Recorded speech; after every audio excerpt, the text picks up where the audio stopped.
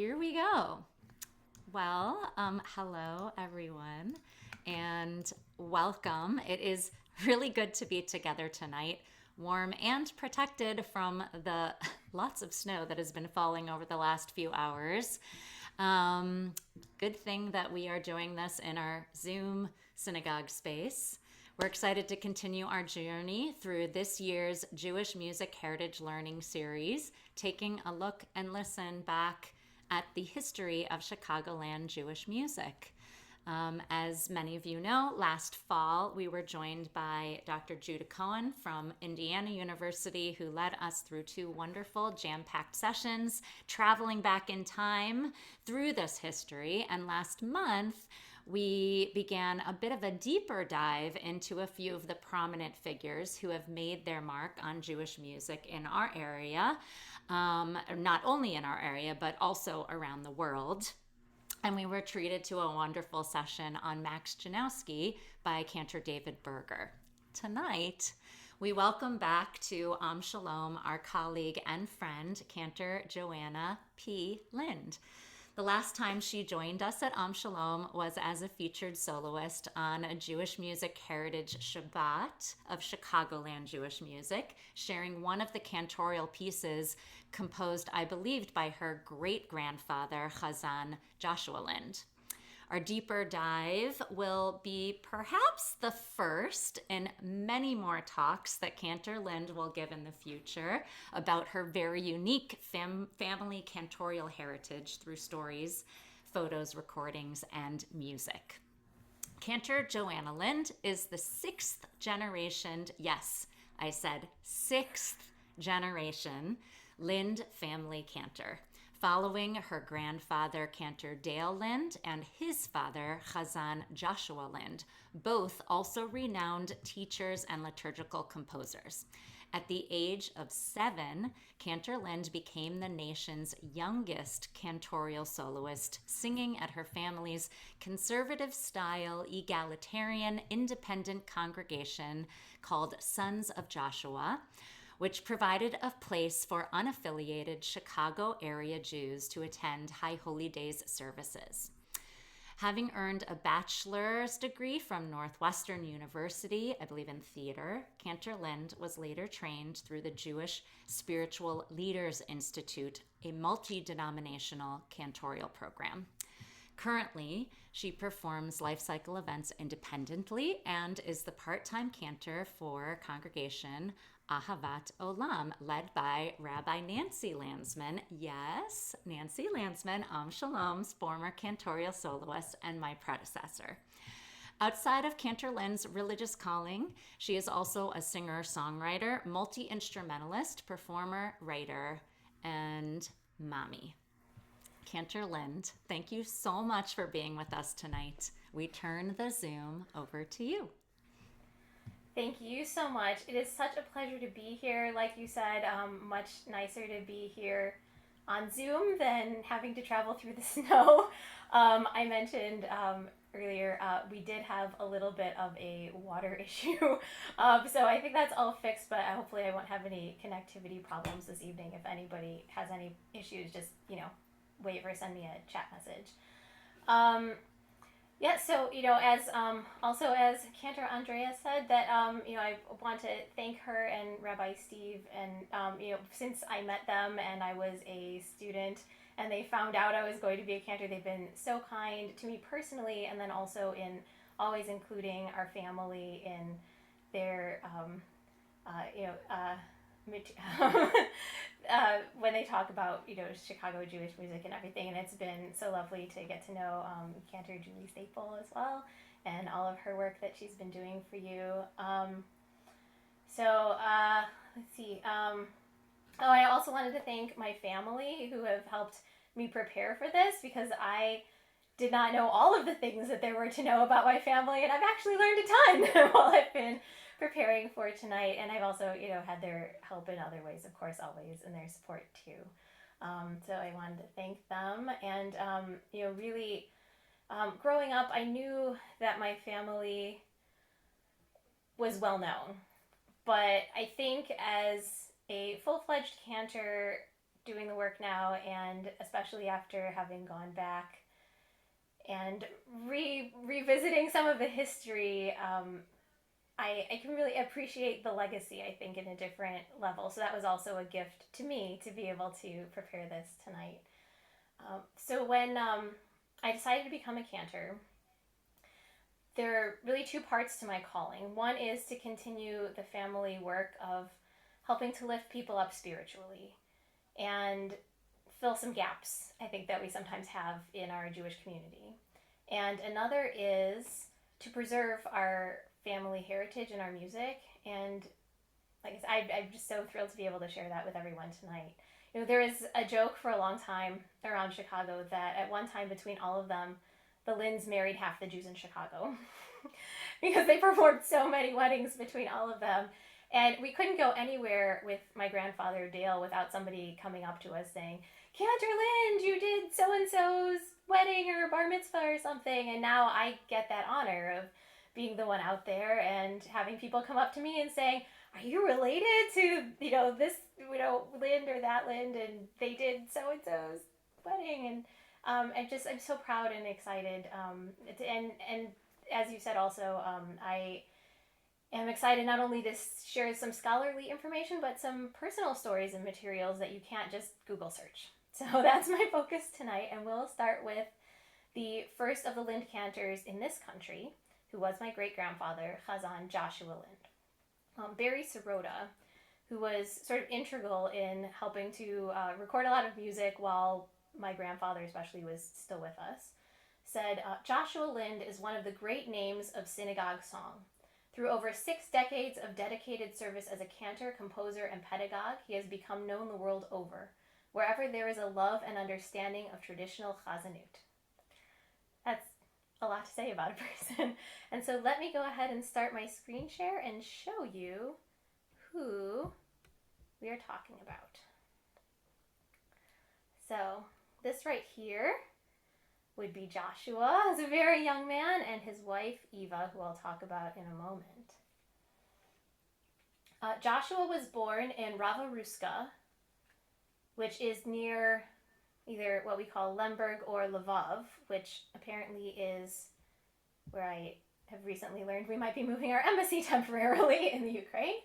At the time, it was part of an area called Galicia in Austria, but today it is divided between Ukraine and Poland. His birthday was the third candle of Hanukkah, 1890, which, as we did the math, turns out to also be my birthday. I didn't realize we shared a birthday, December 9th. So that was exciting. Joshua's parents were Mechel Lind, his father, who was the shochet for his town, that's the ritual slaughterer, as well as the cantor for the town. They were Belzer Hasidim, which was a newer thing at the time. It's not like we, descended through generations and generations of Hasidim, but they were considered Talmudic scholars in the family, and also we are Levites. So I think there was maybe an innate calling to these kinds of temple duties. Joshua's mother's name, we think, was Nechuma, Yiddish, Nechuma Tauschler. And his parents did stay in the old country. There are death records for his mother that she passed away at the age of 35. But we know that they stayed in their hometown their whole lives. Joshua had an older sibling named Rachel. She's the eldest. And she also eventually came to the United States. She is actually notable because her granddaughter is Sherry Kloss, who is Yasha Heifetz's protege, and she has one of his violins. So music was definitely deep in our family. Let's see.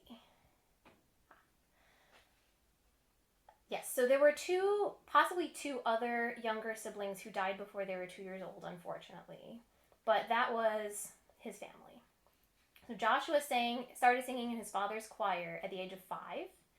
And then he became a chorister with Cantor Yechiel Bernstein of Yaroslav for a short time, and then later toured for 3 years with the very famous Jacob Samuel Morgowski, who you might know as Zeidel Rovner. And this left a lasting impression on the artistically sensitive young Joshua, as evidenced by his later choral writing and recitative style. When Joshua was Zeidel's apprentice, Seidel taught him the basics of music and of the traditional Jewish melodies. And then years later, Joshua taught himself how to compose and arrange choral music, a lot based on those teachings. Excuse me. Joshua's parents let him go travel all over Europe. And that is where he met my great-grandma Eva Sun and Shine, in Bukovina, Romania. Before they came to the United States, they were married August 15th, 1911, and lived in Radanz, Austria. So then they did decide to come to the New World, to New York, through Ellis Island, like many of our ancestors did. Joshua came over first. Eva had lost a child before they left, and she was pregnant again and was very careful about traveling until she was far enough along. So Joshua arrived in Ellis Island February 2nd, 1913. We think he was 22 years old at that point then. He was 5'5", which is also the same height as me, which is cool. And he had $25 in his pocket. And then Eva came just a few months later, April 8th, 1913. The records actually say she is 25, and that is wrong. She was younger. I think in one of the recordings, Joshua said she was 17 and a half when they got married. So he was only a few years older, but, you know. Eventually, the two of them had 5 children: Marie, Dale, Phil, Norma, and Selma. All of them were born in New York, except Selma, who was born in Pittsburgh when they were traveling later. They mostly lived in Brooklyn, but they did travel around quite a bit for Joshua's work. And, let's see. In 1921, they moved from Brooklyn to a place on Henry Street on the east side of New York City. And the family joked that they lived on the 7th floor of their tenement because there was no 8th floor. So even though we're talking about Joshua's music, I wanted to show that, early on he was singing other people's music. This is from a book of my grandfather's that was passed down. So you see the original Lewandowski up there. These are people who are very influential to Joshua. We see Goldfarb here, also generally a well-known name. And we also see, of course, Binder. And I think I saw some Sulzer in there as well. So a lot of familiar melodies, a lot of traditional music, very influential in the beginnings. There are the children. So over here, I think you can see me pointing. This would be Murray, the oldest child. This is my grandfather, Dale. This is Phil. And then Norma. And Selma was the baby.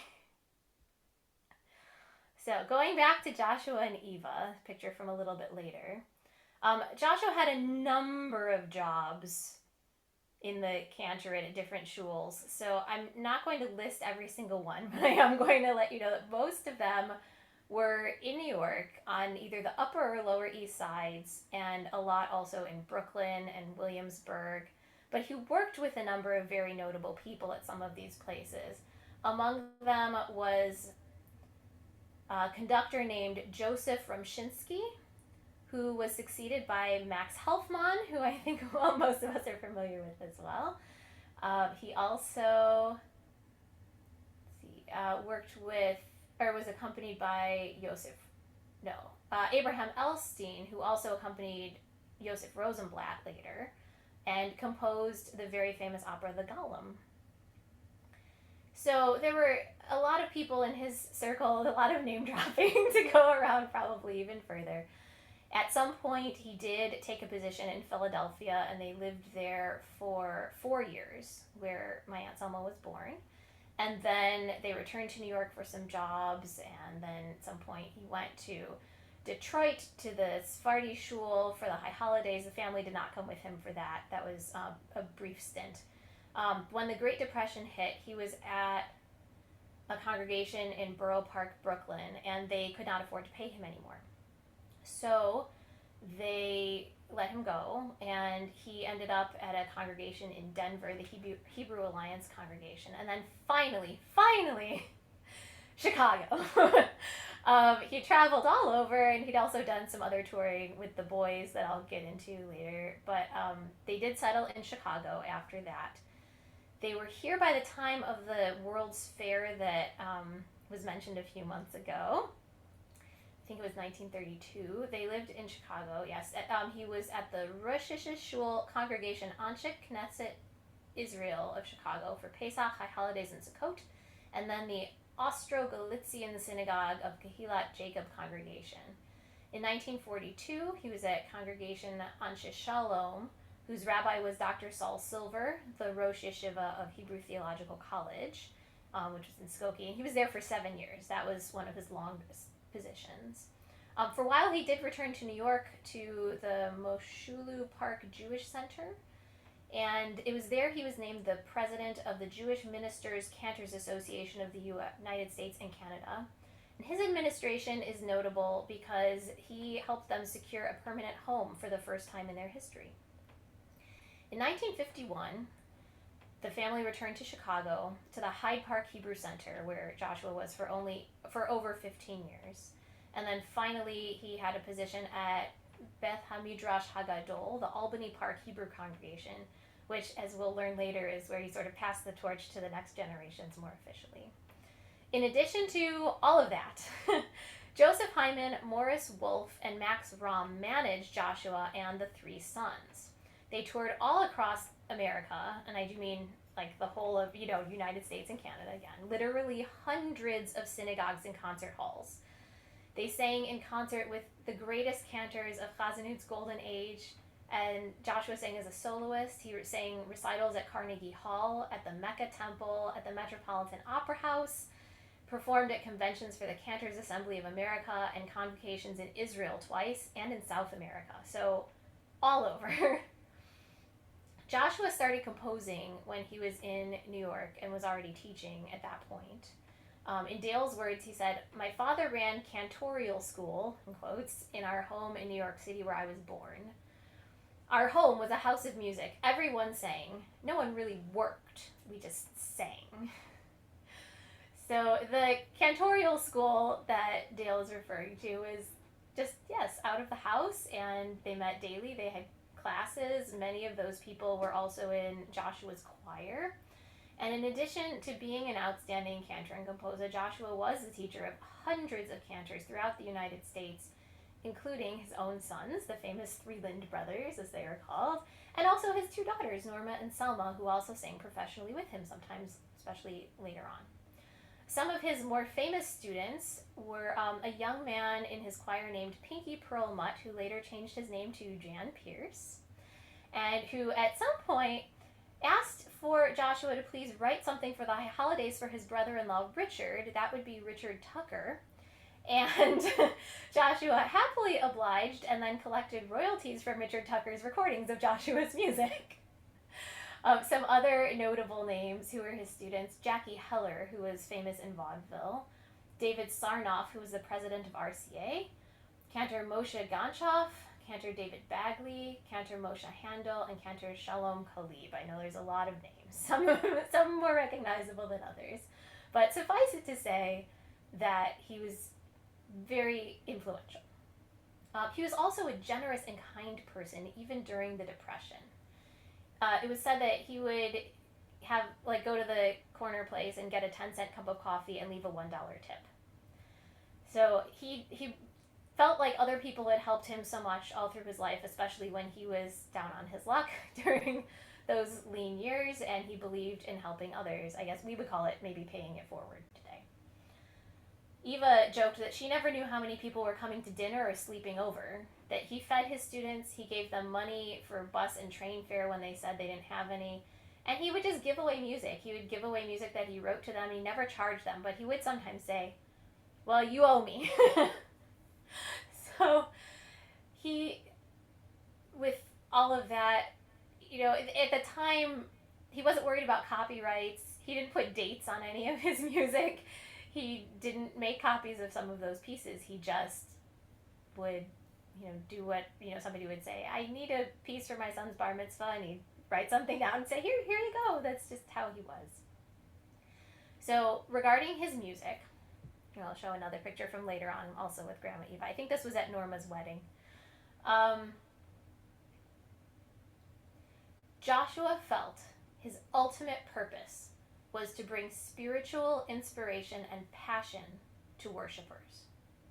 that was like the most important to him. So he was self-taught in terms of composition, but he was taught to sing, and he had a big tenor voice. And we have to remember, too, that at the time there weren't microphones. So you really had to be able to project to a whole congregation. So power tenors were a thing. Joshua was known as a cantor's cantor. He was the whole package. He sang, he wrote, he taught, and his style was based on the traditional cantillation and nusach that was popular in Eastern Europe, where he was from. A lot of those, what we would hear as Jewish modalities, very traditional.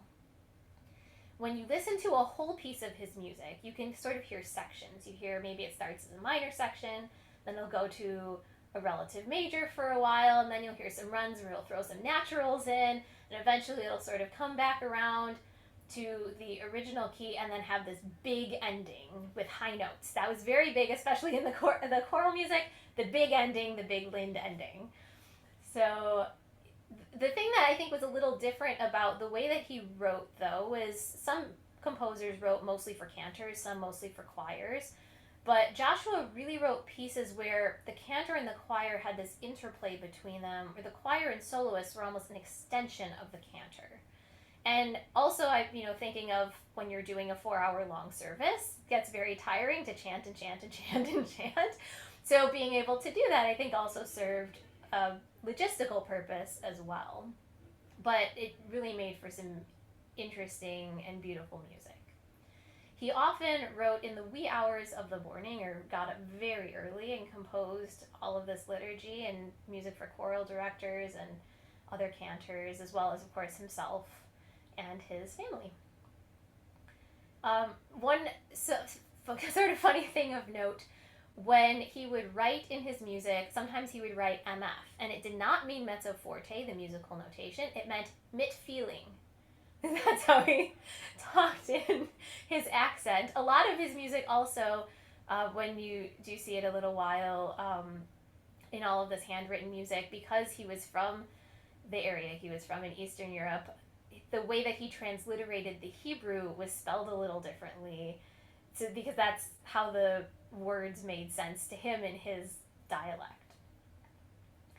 When students made mistakes, nobody could remember the exact phrase that he would say, but he had this sort of sarcastic way of saying, "Well, you memorized that well." Because once you make a mistake, you have that tendency to make it over and over again.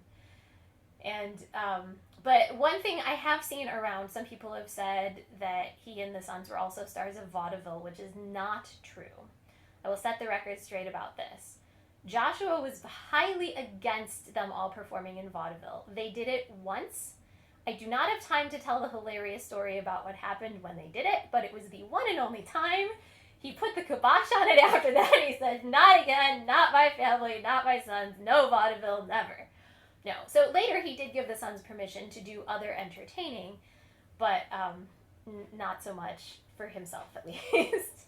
In vaudeville. One other story that I really love about him is, so he taught all of these students, and I named some of the more notable ones, but he also taught many people who did not become very well known.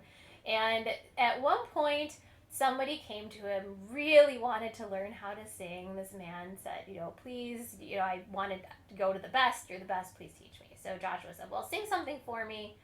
I'll see, how we feel about it." So the man started singing, and Joshua stopped him. He said, "You're terrible. You're unteachable. I can't do it. It's so horrible." He said, "Why don't you go drive a truck?" Well, the thing is, the man had no direction, and so he bought a truck. And he became a truck driver, and he became such a successful truck driver that he bought another truck. And then he bought a whole fleet of trucks. And it turned out he ended up becoming an extremely successful truck driver, and later thanked Joshua for his wonderful guidance in his career path. So I think Joshua was very smart on many levels. He also had a fabulous sense of humor. When he laughed, his whole body would laugh. And he was kind and generous and fun and a very, very hard worker. Let's see what I've got next. Okay. Here is him, I think, giving a speech at my cousin Stephen's bar mitzvah. It would have been his nephew Norma's oldest son. So later in life, Joshua sang in Israel twice. He mentioned that it was one of the highlights of his career. he was invited to sing, and people heard that he was coming, and the place was packed, and he was so excited and honored for that. And he also, at one point, received a very high honor from a lot of things he did for the Cantors Association, and one of the only known recordings we have of him is from this event, and I'm going to play a little clip for you now. It starts with him just sort of introducing the piece. Apparently he had a cold when he was going to sing it, and this is close to his retirement. Unfortunately, we really wish we had more recordings of him from earlier on, but I'm just going to play a little bit of this now. I wrote a special number for tonight. Hashir Shehavir Hayu Omrim Beveis Hamikdash. I think it's very beautiful, because I'll do my best. I don't think that my voices are good tonight. I am naturally nervous, but I'll do my best. I hope it's gonna... No support.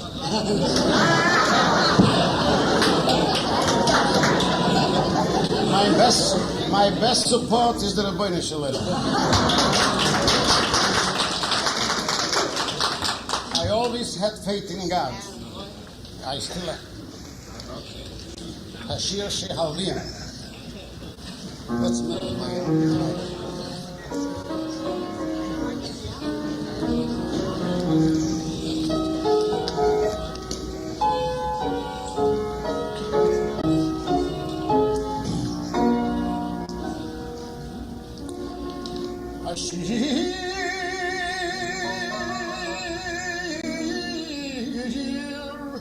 Shehavim Amrim Beveis Hamikdash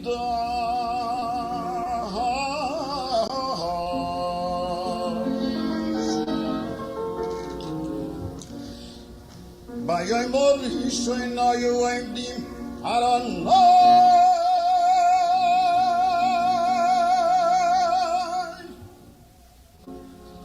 Uvaretzum Eloi Yatevel Ve'Yoshveva.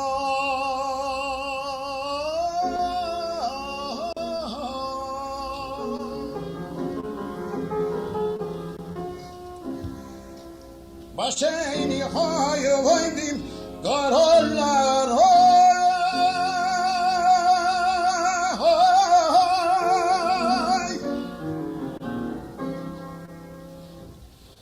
Umehulal Meyad Beir Eloi Reino Ahwari Karisha.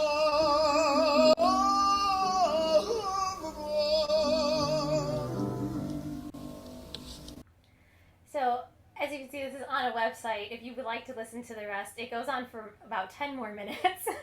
So you can look that up. But I think we'll stop there in the interest of time. So that is Joshua Lind. He passed away at 82.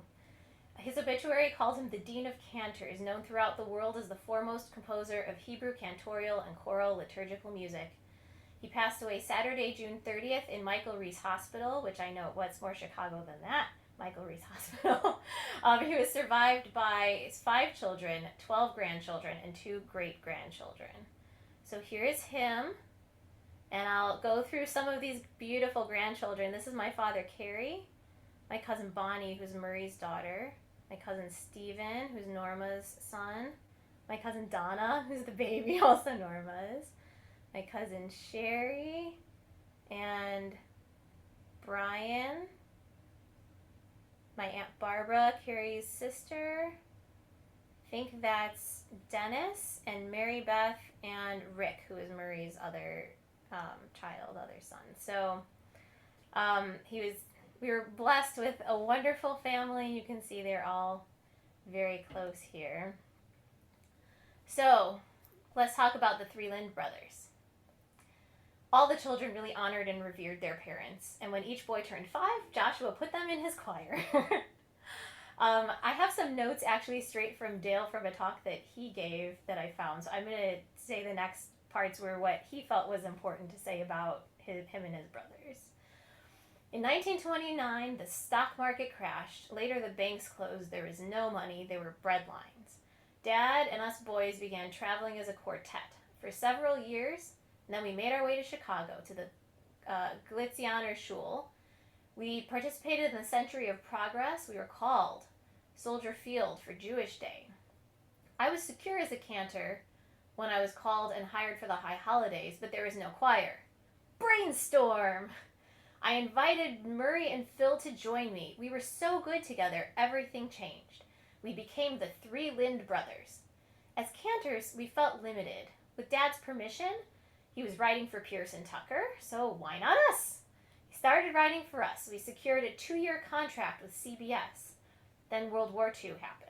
Everyone was drafted. We worried about being separated. Our first show as GIs was with Cary Grant. He was so easy to work with, we needn't have worried. After basic training, we transferred to special services and found ourselves among celebrities like Jerry Siegel, the creator of Superman, folk singer Pete Seeger, and other musicians for the recreation of GIs. We were slated to be shipped to the South Pacific and be part of the invasion of the Philippine Islands.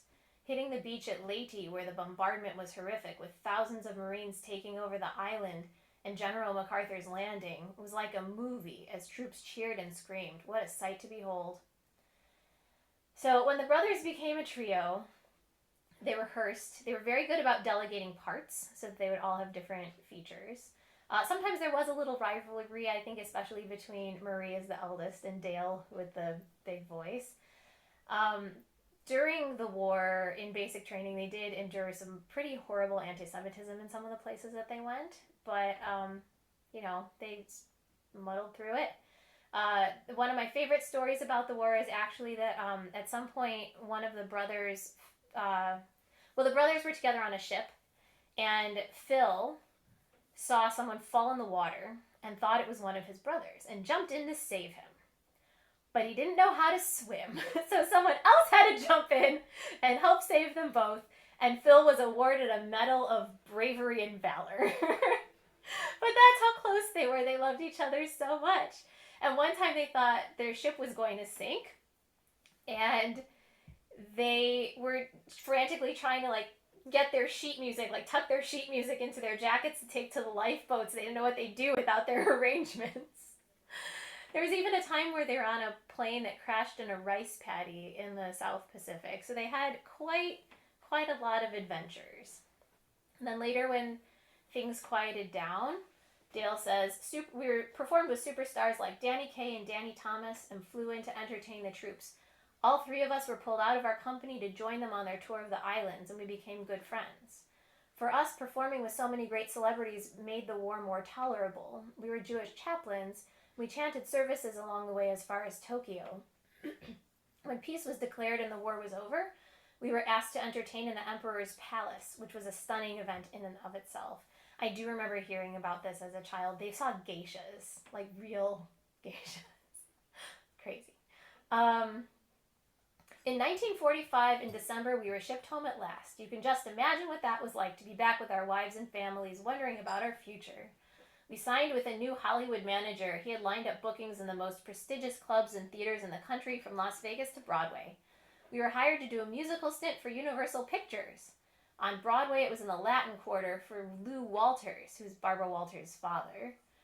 Performed at the Chicago Theater on the same bill with Liberace, with his candelabras all over the place.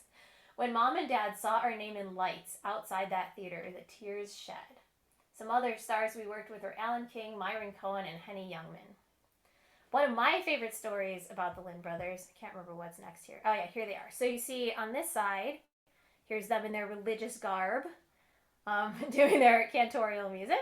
And here's them, the Lind brothers, singing and entertaining. This is how their pictures are side by side in my grandparents' house. I wanted to share it that way, just how it is. I know there's a little glare there, but... So one of my favorite stories about them, one time somebody called to book the Lind brothers. Phil answered the phone and quoted the person a price, and the man said, that's a ridiculous price. For that price, I could get this other group called the Noteworthies. And Phil said, oh yes, please do. Hung up the phone. He handed the phone over to Dale. The person called back. Dale picked up the phone and booked the gig, because as it turned out, sometimes for their secular music, the Lind brothers called themselves the Noteworthies. So you can imagine when the actual event came up and the man saw that the Lind brothers showed up, he was taken a little aback. But yeah, it's the kind of shtick that would happen with all of them sometimes. As time passed, certain events took place that, Dale says, that made us realize it was time to part as a trio. They went on individually to different congregations and callings. Sometimes, so as I said, they all did a lot of weddings, however.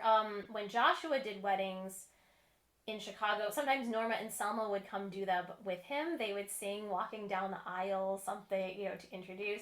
And there were times where all 6 of them would do a wedding together, which must have been just quite a thing. To have all 6 of the Linds all together there. Oh, yeah, okay. So, before I continue here, I have a couple musical clips to play you. This is all 3 Lind brothers doing one of their more religious pieces. This is part of Ailey Ailey.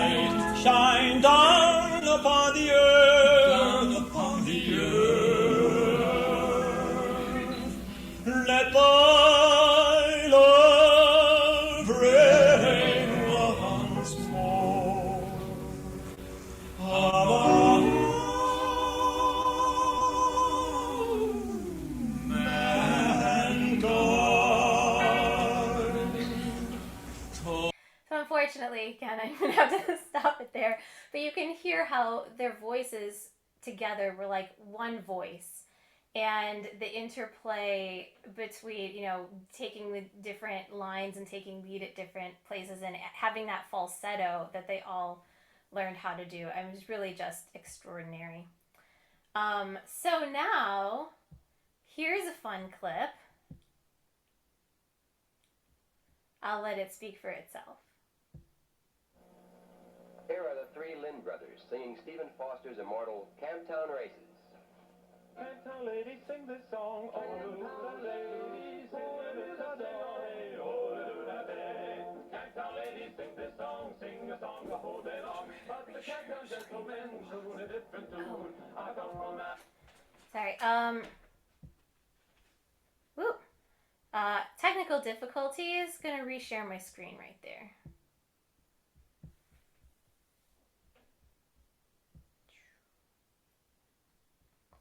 Let me go back just a second. Try that one more time.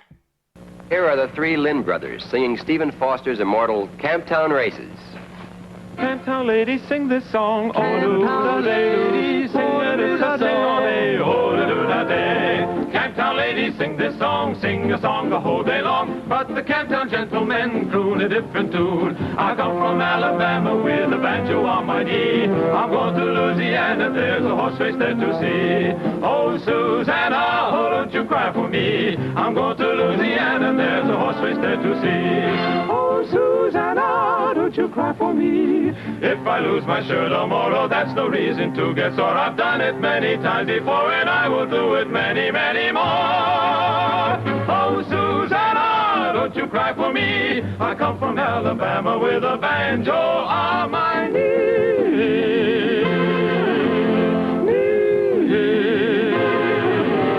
So I lost my dough again, ooh-da, ooh-da. Never gonna go again with the track come through. My horse ran all night, and he ran all day too. Camptown ladies sing this song, Camptown ladies sing this song the whole day long. Do-da, do-da, do-da, do-da, hey.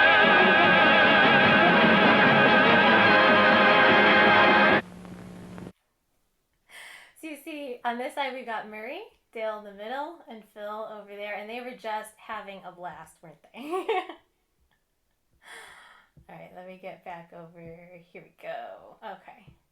So, a little bit about Murray, Moshe. After the brothers stopped singing as a secular trio, he was the first one to become a cantor at his own shul. He had... Well, sorry, I gotta reshare again, apparently. Luckily, I've got tech support right next to me in the house. Here we go. Aha, Murray.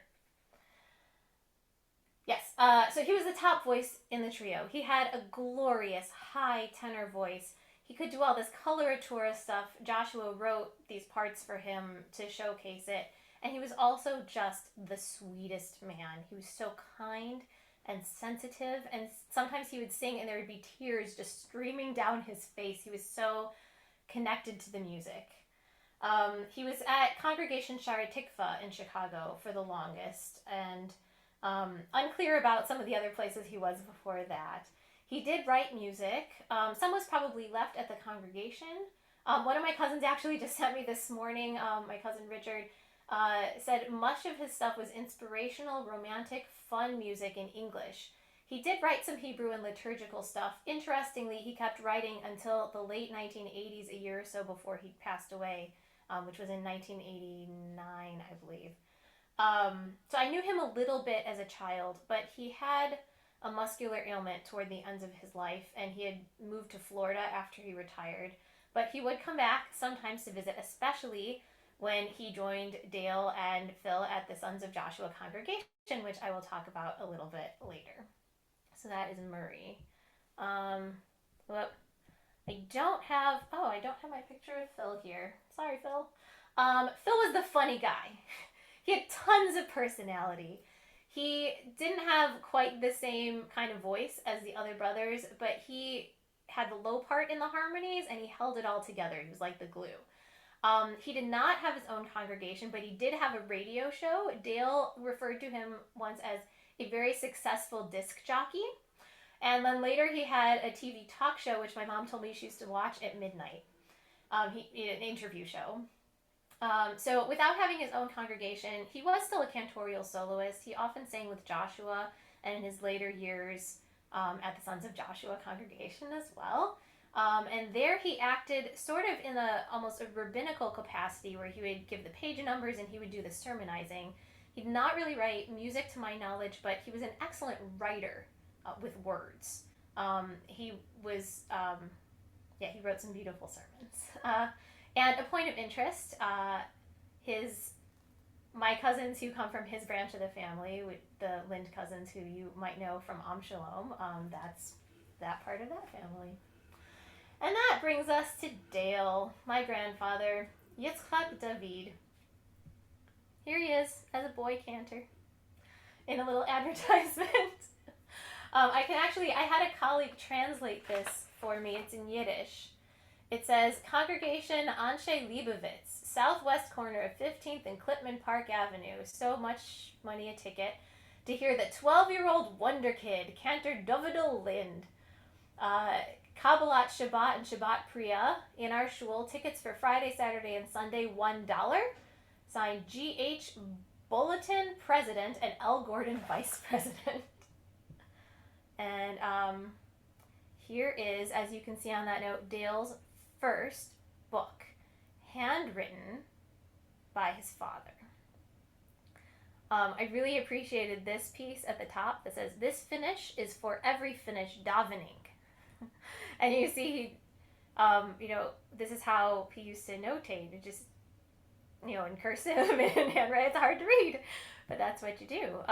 Here's the first page of Dale's very special book. So Dale had a very winding and amazing life, which is very hard to sum up, especially seeing as I'm looking at the time going, oi, okay. Dale was a boy prodigy.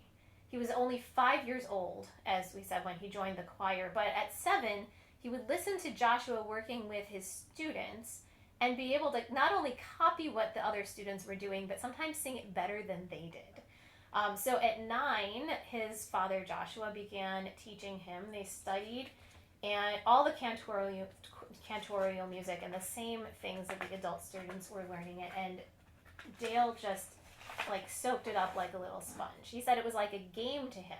He gobbled it all up.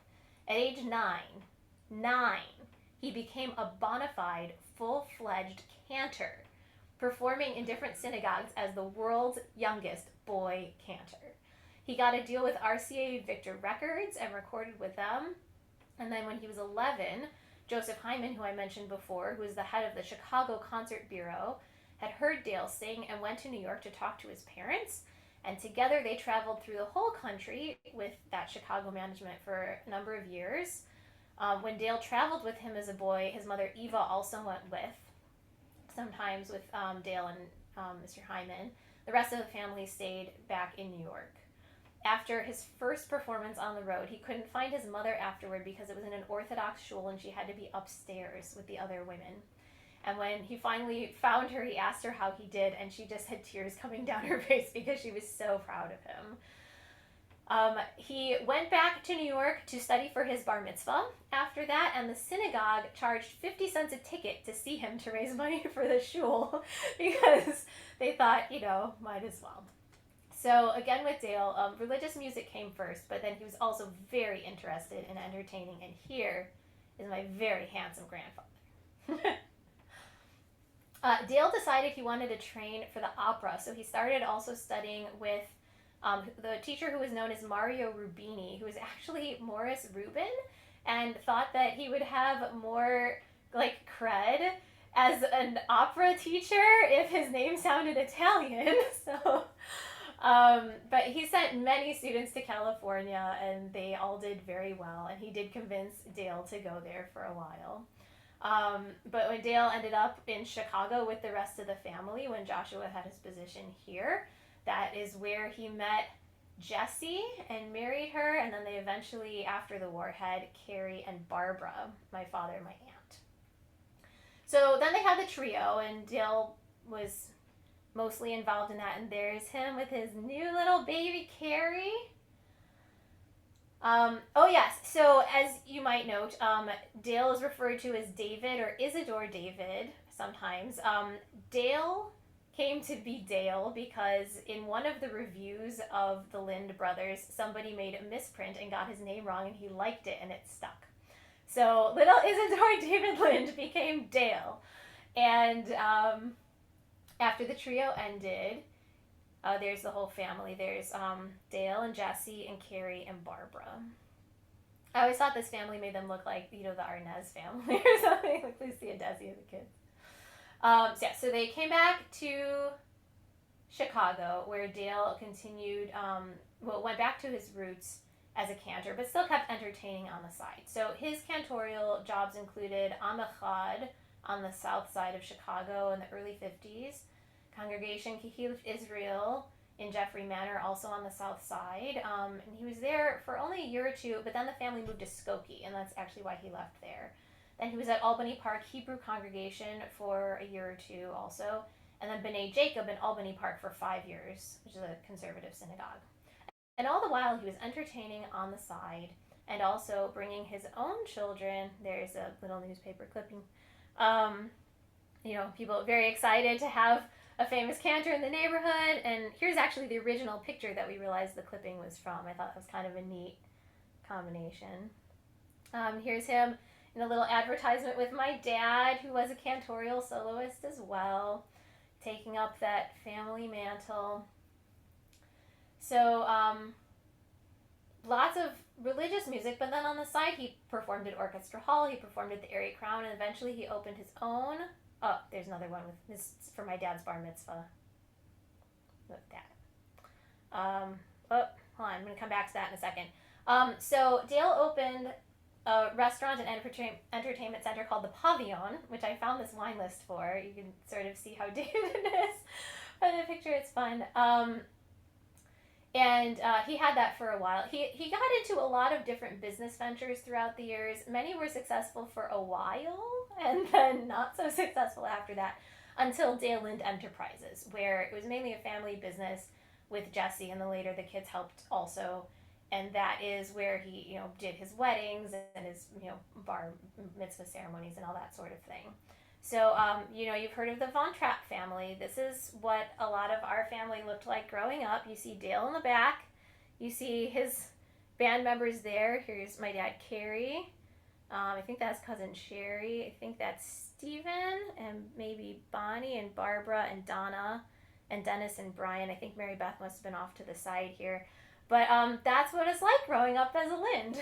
So there you go. So I do have a couple clips to play you of Dale. Let's see if I can get this out of the way. Yes, okay. So one of he put out a number of albums. As you can see, a lot of this music's online, so I'll let you listen to most of it there. But this is the record I grew up with, childhood memories, and my very favorite thing. My sister and I used to dance around in the living room, making up the words because we didn't understand Yiddish. This is Romania.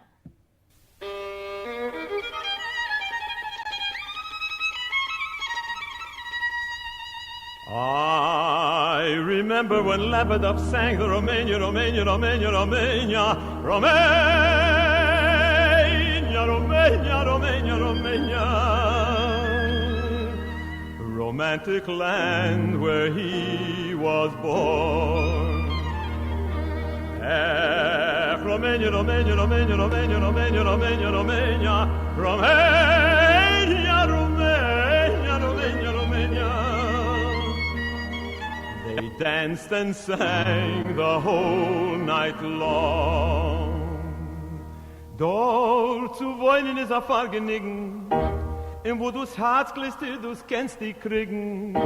A Mama Ligale, a Pastramale, a Karnatzale, und a Gläserle Wein. Aha.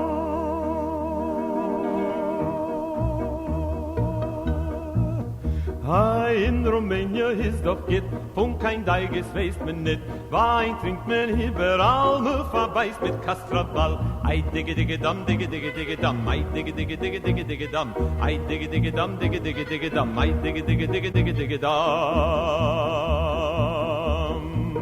I wish I could let this keep playing. It was really just one of my favorites.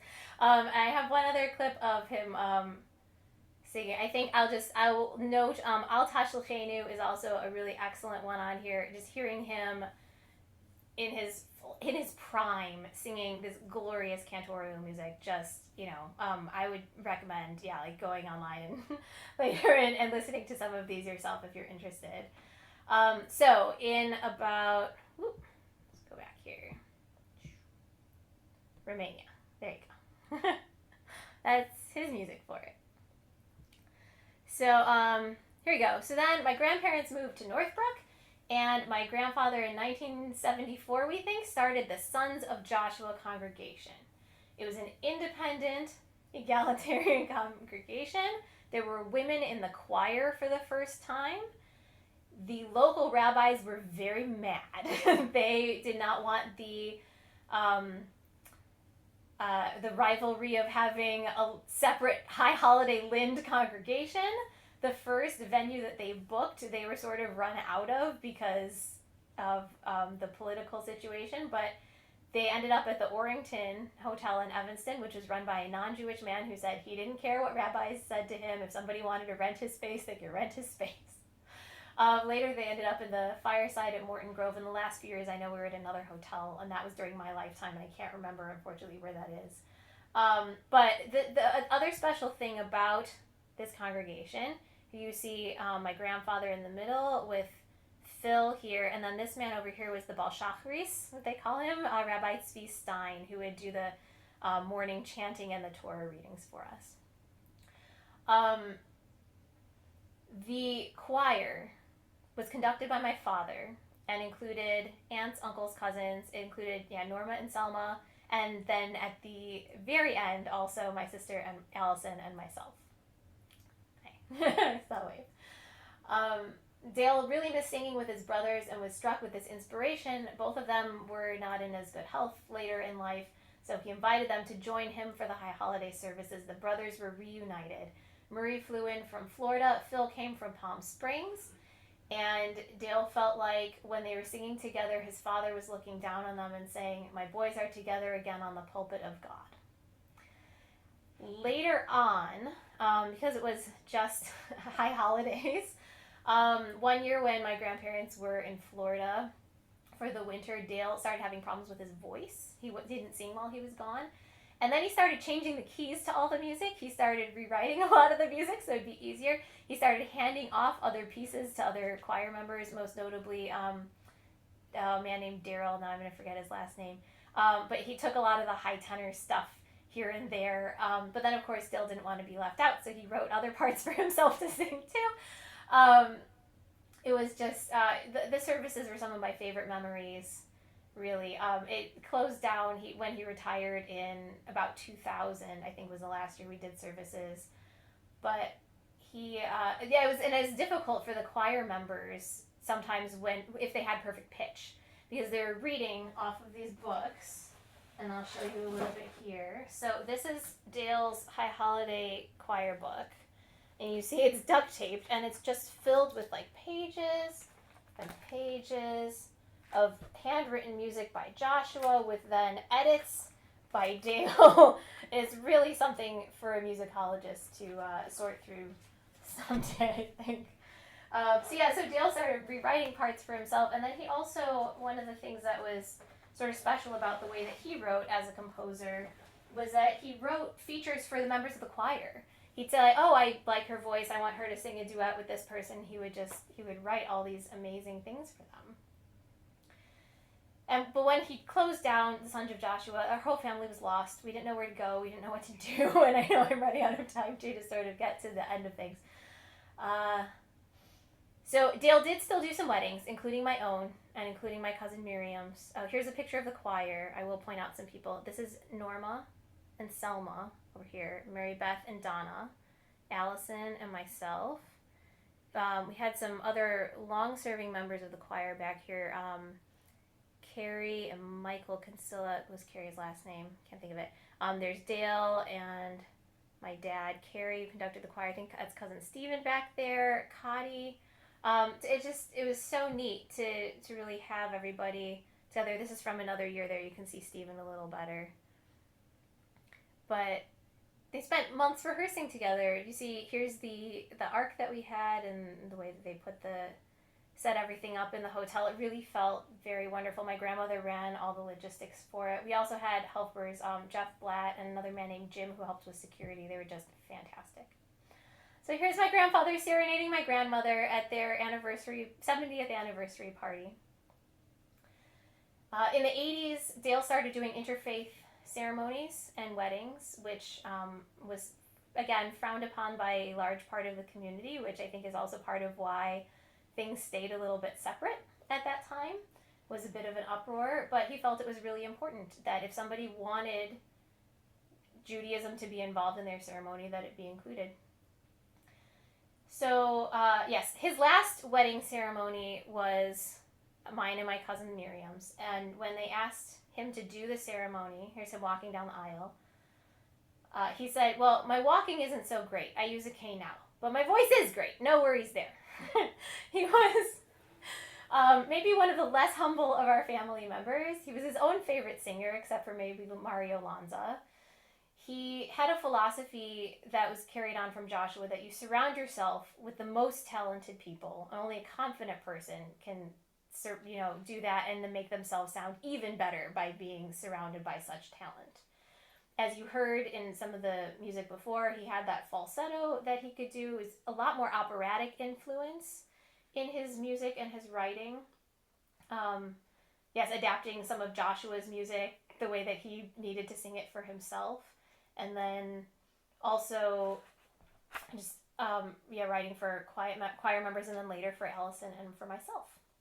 And he wrote these big endings, not just the big endings like Joshua did, but like Balaban and Cats, or like Liszt, like the really huge endings. So he wrote an autobiography. If you'd like to know more about him, it's called Applaudience. Here, I'll show you a little picture. Ta-da! The name came from what my aunt said, my Aunt Barbara, the first time she performed. They asked her what she liked best. She said the Applaudience. So that's what he named the book, and it's full of all kinds of pictures and other little stories and fun things. And he has, of course, many, many recordings from throughout the years. I wish I had time to share a little more.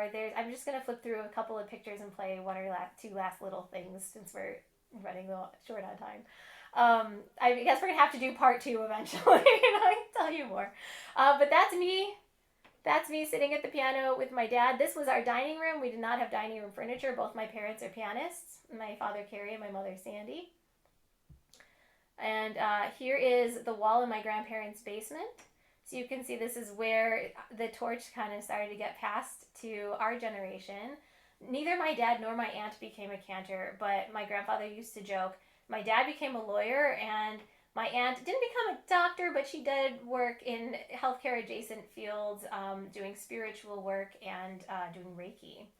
So he was very proud of both of them, and my dad, conducted the choir, and he learned to play the piano at 7 or 8 years old, and the guitar as a teenager, and wrote songs in English, just like pop songs, folk songs, and songs for kids, and accompanied Dale for basically the rest of Dale's career.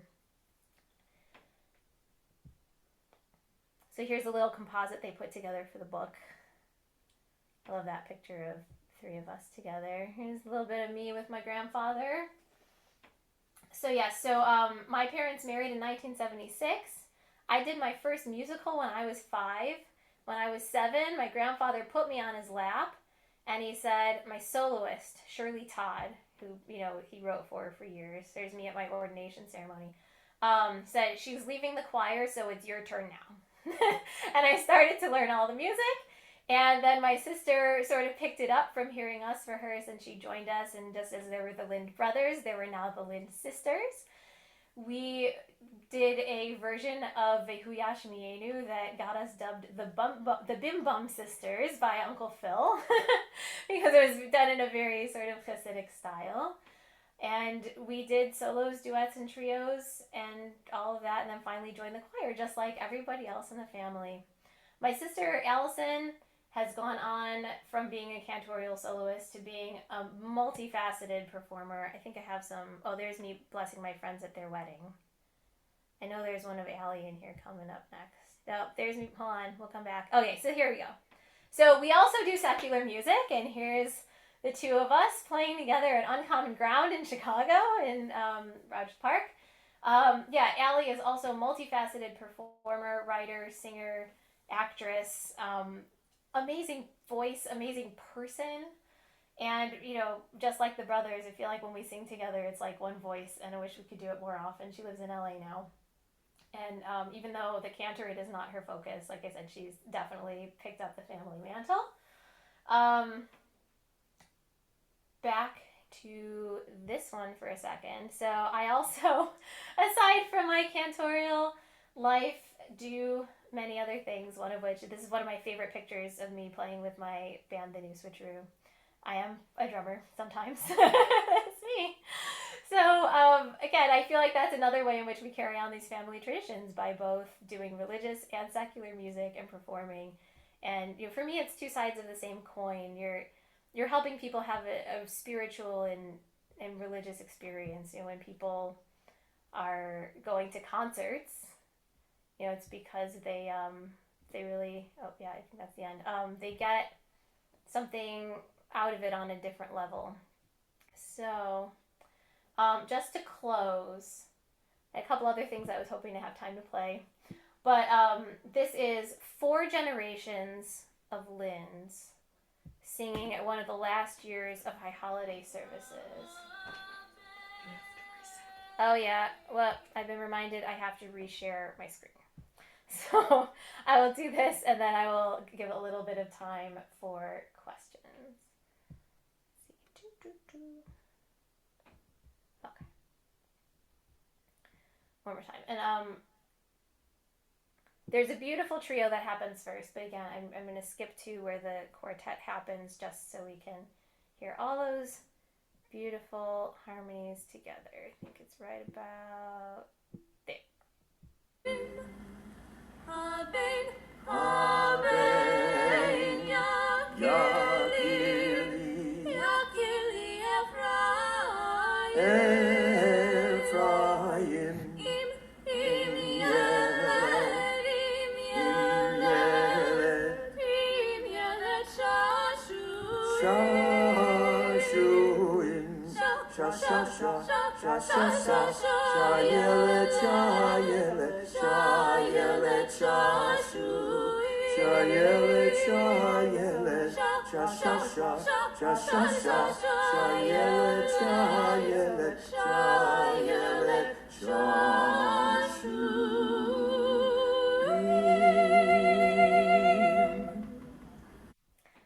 So there you have it. There, you know, it was like I said, a trio that sort of came first before that, and afterward the choir came in, and then Dale would do this, you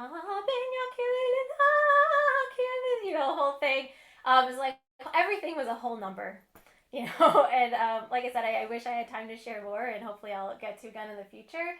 But just sort of to wrap up, you know, some of our most wonderful memories and also our most difficult memories were rehearsing for holidays. My grandfather was a child prodigy. It was hard to learn sometimes. You know, he had you a piece of music and be surprised you couldn't just sing it.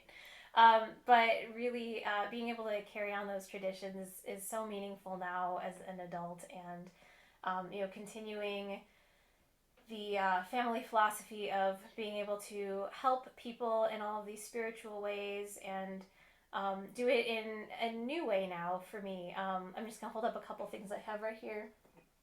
This is the Kiddush cup that was given to Joshua when he was honored. I have here, and you see this shofar here was for Dale raising money for Bonds for Israel. And I have also over here our little solo books from when we sang with my grandfather. So we have a list of all the numbers in the services and all the pieces that we sang. And so there'd be things like,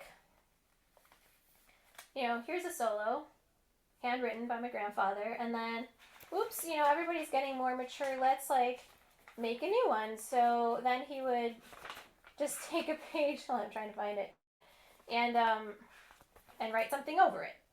And just like paste the page right on top. So when I say there's layers to this music, I mean it literally as well as figuratively. And I will show one other picture that I've got here. It's really cute. This is Dale and Carrie and Barbara when they were entertaining at that time. So anyway, I could go on, but I will open up the floor to questions with the few minutes that we have remaining. And thank you. Yeah. I mean, this is just beyond. Like, you folks, you've never heard this before. This is one of a kind lecture that we just got, the inside scoop, which, yes, we know there's so much more, and someday we will hear more. I know there are eager questions because I can see the hands. So let's see what we can do here. And with a couple questions. Okay, I saw Howard's hand first. So Howard, you can unmute yourself. And Nancy, I saw next. Nancy next, yes. Great. Nancy Berg, I saw next. This was beyond I don't know what. I cannot tell you how warming this past hour has been. It just stretched the boundaries of what we've been doing. So my question is this. Your grandfather, he had a certain focus, he had a certain style, he had certain likes, he had certain dislikes. If he saw you performing today in a service, what might be the one thing what he would say, no, that isn't right. You gotta That change. You gotta actually change. happened. My first high holidays as a cantorial soloist, I was at Am Shalom downtown, and I asked him if he would please review some music with me. I was using their music, not Lind music, and I was doing the Birchat Kohanim, and he kept saying, that's not right, that's not right. And I said, well, that's what's on the page. He said, no, that's not right, that's not how it goes. And then he would sing me like his version of it. But it was hard. I said, well, this is the version they gave me. This is the one I have to do, But like, how can I make this one better? Then he's like, oh, add a run here, add a turn here. It was definitely giving me that kind of stuff. One of the things that I think sometimes he used to say that when he sang, sometimes when he was really in the zone, he could feel his father singing through him.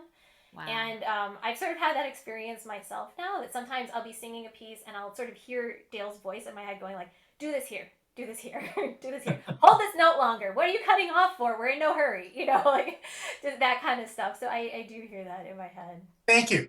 Yes. Nancy. You're muted. Yes, unmute yourself. Here, wait, I'll try. You do it. Okay, great. I just wanted to share a story rather than a question. My parents and your grandparents were neighbors and friends in Northbrook. And they, when you turned into Villa de Park and your grandparents lived on the first cul-de-sac, my parents lived in the next building over by the pool. And I used to spend time with your grandma at the pool. And we always knew when the high holidays were coming up, not because we looked at a calendar, but because the street would be impossible to get through because the cars would be lined up about a month before to be ready to start all of the rehearsals that would go on at the house. And so we always would go, okay, we know it's holidays must be coming up because you can't get through the street. But I did know your grandparents, and my dad, Bert Rose, was friends with them. And my dad actually worked with them at times too. So I just wanted to share that. That's great. Yeah. Thank you for tonight. That was very interesting to hear all the history. Thank you. Yeah, we loved the choir rehearsals. We especially loved snack time when they take their break, and we would get to eat cookies and drink lemonade with the other choir members as kids. So, yeah, thank you. Do you have any other questions out there? I can't see anyone else. Oh, I see Marilyn. My question may be wrong, but at some point, did I hear you mention Richard Tucker? Yes. Richard Tucker studied with Joshua. Yes. I went to summer camp with Richard Tucker. Wow. It was the Arbiter Ring, the Workman's Circle camp, which had an adult side and a children's side. My brother was a waiter on the adult side, and I was a camper and then a counselor. And he wasn't, I mean, in those years, I don't think he had achieved his status, which was probably why he worked there in the summer. But he was marvelous. Thank you for sharing that. That's fun. Linda. Joanna, it's so good to see you.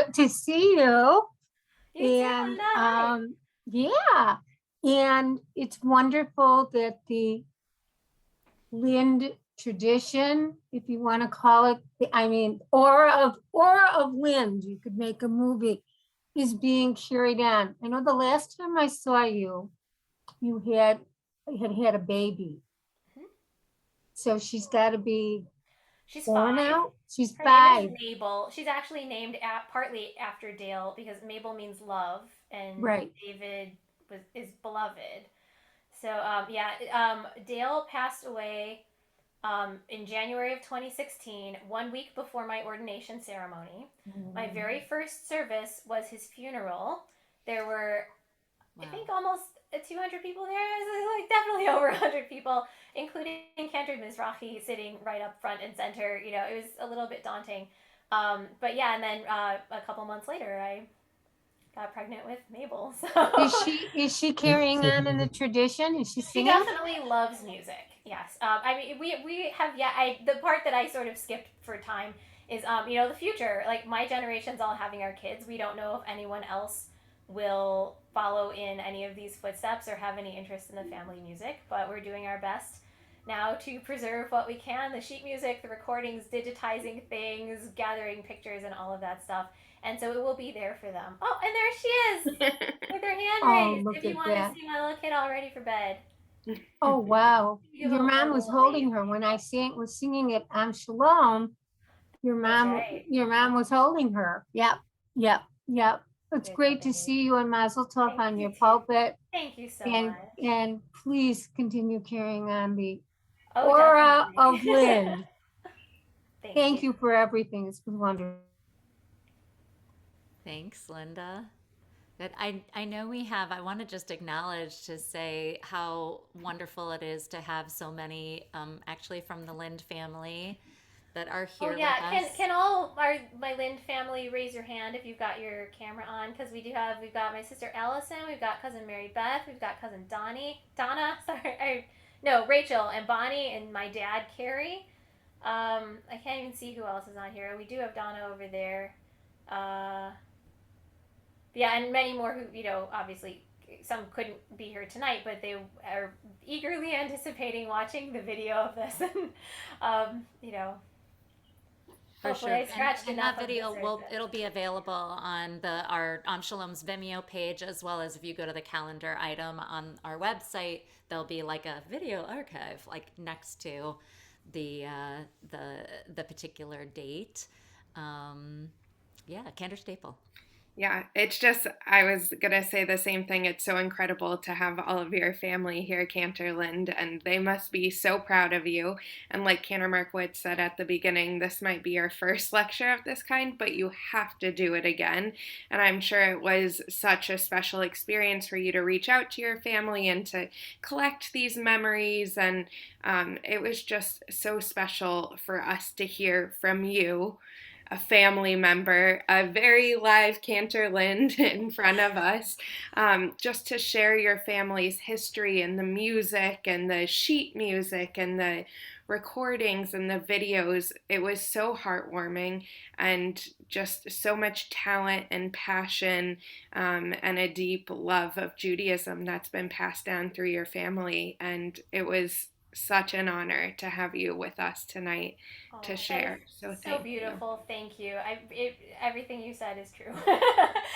Yes, and next time I'll be able to maybe time it a little better and be able to play a little more music. I had a couple other pieces, but like I said, we'll do it again sometime. And in the meantime, a lot of this is searchable online, and including my own YouTube page and website and all that kind of stuff, so you can find out what's happening now and keep tabs on the other things as we're able to share them online with all of you. Definitely. And, I also want to recognize Ken over there, your wonderful accompanist. I knew him at Northwestern. Hi, just want to say hi. And I appreciate so many people showing up. And again, just I think my family just always feels so gratified knowing that this legacy is here and that other people are interested in it still and appreciate it. And I so appreciate being here with all of you. Thank you. And I want to just note, if you are not reading your chant, that that Rabbi Landsman, who you currently work with, at her congregation says that you have an exquisite voice. And yes, we know, and we do look Thank forward you. to having you back to sing at Am Shalom at some point in the future. So I would be honored. Thank you. definitely have to share some Thank you, some of the Ebony. legacy again live and in person. So Absolutely. amazing. Just a couple of announcements, really quick announcements before we are off tonight. I just want to share some upcoming music events for the month of March. On Friday, March 4th, we will be joined by Noah Aronson, guest musician, who will be joining us doing a concert for Tat Shabbat, and then also will be on the Bima for the 6:30 p.m. service. And he is our first guest artist we'll have in person in over 2 years. So we're very excited for that.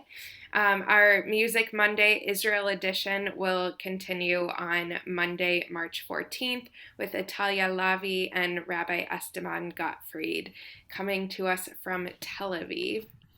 And then our next Jewish Music Heritage Learning series next month is Thursday, March 17th at the same time, 7 p.m. And we will learn about Hans Vormann's imprint on the Reformed Jewish Chicago choral tradition with Cantor Richard Cohn. And do not forget to come by the synagogue tomorrow morning to grab your challah. Quit loafing around between 9:30 and 10:30 a.m. Thanks, everyone. Thanks, everyone. So good to be together. Again, thank you, Cantor Lind. It was amazing. Thank you. Thank you. Shabbat Shalom, everyone. Shabbat Stay Shalom. well, everybody.